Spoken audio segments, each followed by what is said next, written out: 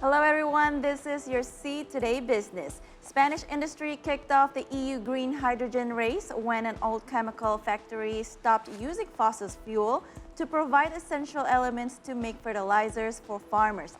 This Mediterranean nation wants to become the European leader in the production of hydrogen, created exclusively from renewable energy. And this is the full story of this kickoff. In Puerto Llano, Spanish energy company Iberdrola and fertilizer manufacturer Fertiberia have partnered to create the first zero-carbon plant nutrients in the world.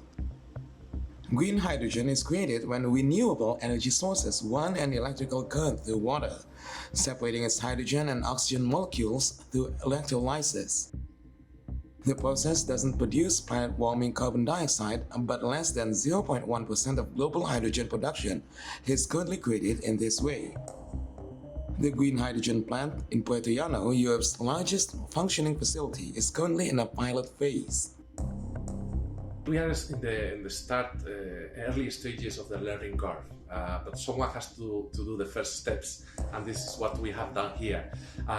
We are learning together with the manufacturers of electrolyzers. The experience that we are getting here is going to be very valuable, but basically we are starting with the green hydrogen, so we believe that in the future things will evolve a lot in terms of size, in terms of cost and so on, but we are in we are a baby that is starting to walk. Iberdrola owns the 100 megawatt worth of solar panels that power electrolyzers to separate water from hydrogen. Huge hydrogen storage tanks then feed pipes which take the gas direct to Fertiberia, where it is used to make ammonia, the basic chemical in nitrogen fertilizers. Synthetic fertilizers are a highly polluting product. A recent study found that fertilizers emit the equivalent of 2.6 gigatons of carbon per year, or more than global aviation and shipping combined. 1/3 of those emissions come from the production of fertilizers in plants like Fertiberia's.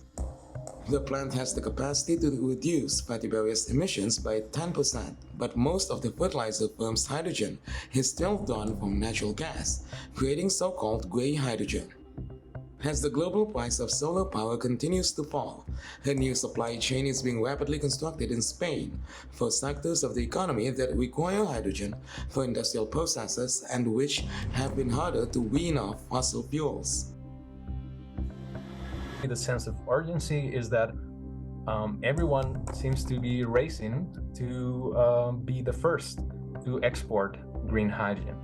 And it's once you build energy infrastructure, it's going to be there for decades. So it's really a game where the first one might lock in the situation for many years, and it's important to be to move sufficiently quickly not to be locked out. Hydrogen itself is the lightest element in the periodic table. It is notoriously difficult to store and transport and is highly flammable. For this reason, Iberdrola builds its hydrogen plant right next to Fertiberia's factory to minimize leakage.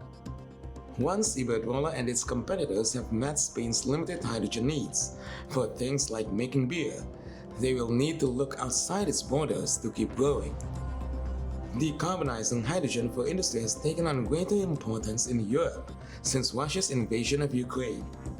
Russia is the world's second largest producer of natural gas, which powers most global hydrogen production.